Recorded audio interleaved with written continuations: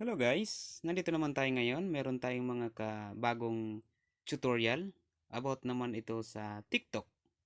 So, paano nga ba kunin ang link, i-copy link ng TikTok para mailagay natin sa mga ibang page natin like Facebook or YouTube.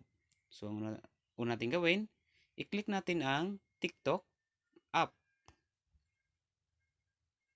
Next. Ang next natin, i-click natin itong ating profile sa baba, sa right side. Yan. Itong sa right side na profile. And then, i-click lang natin ang edit profile. Pag na-click yan, pag na-click ang edit profile, ay makikita itong tiktok.com or pangalan ng Facebook, ng TikTok nyo, at meron siyang nakalagay na yung yan. I-click nyo lang yan, link copy na siya.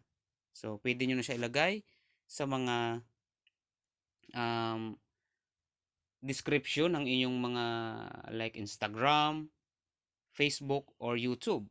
So, ayan guys, kung nakuha nyo ang ating munting tutorial, huwag kalimutan like, subscribe, comment down below, and huwag kalimutan i-hit ang notification bell para updated tayo sa mga bago nating